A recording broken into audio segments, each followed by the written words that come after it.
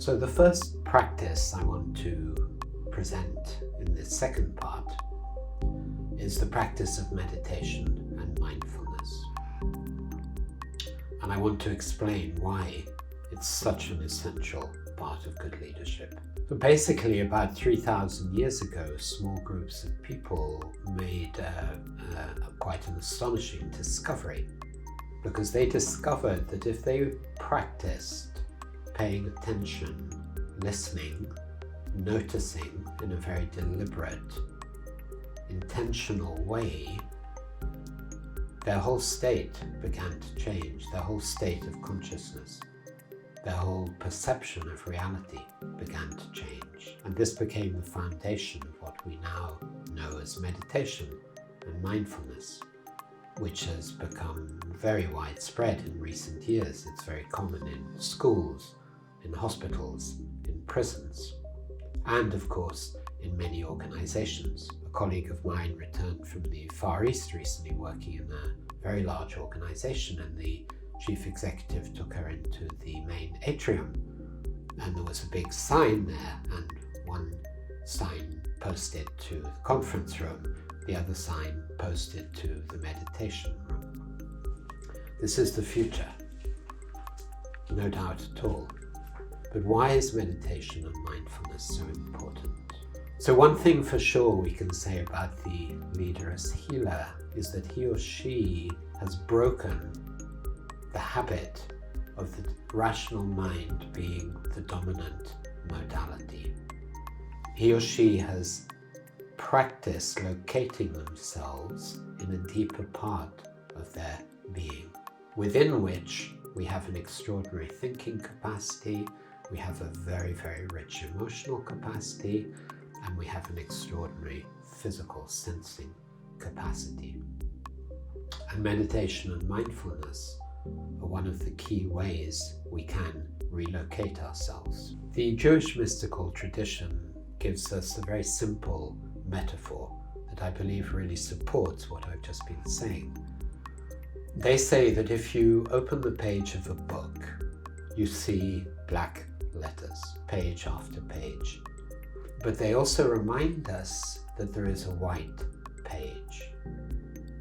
Once we really understand that, we understand that we've got fixated on seeing only the black letters. That's our reality, the black letters.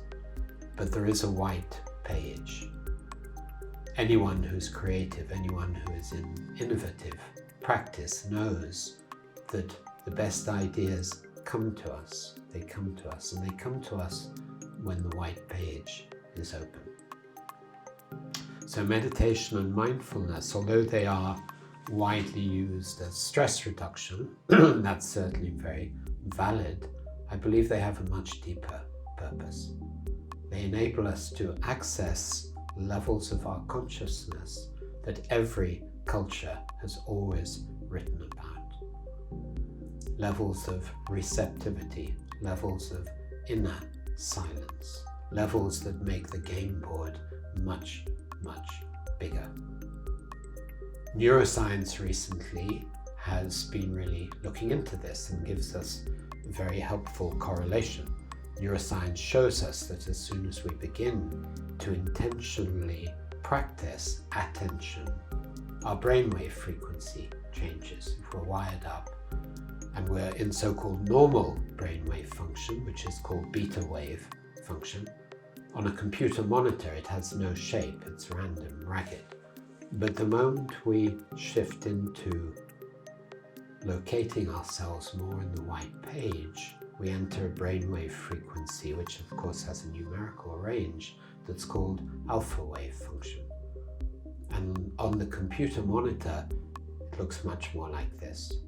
This is also the brainwave function that athletes go into when they're in what's called the zone. Ultimately, the practice of meditation, as many of the leaders I've worked with find out, first of all, enables us to get much more done, much more quickly, much more efficiently, and with much less effort. That sounds astonishing, but it is exactly what happens. And then as the practice deepens, it gives us this deeper resource, this level of inner silence, inner stillness, inner ability to really look at what's happening around us and to respond rather than react.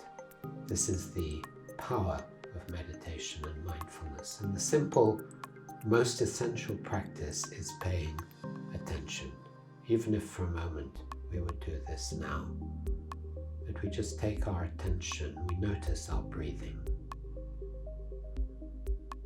We notice the physical sensations of our breathing.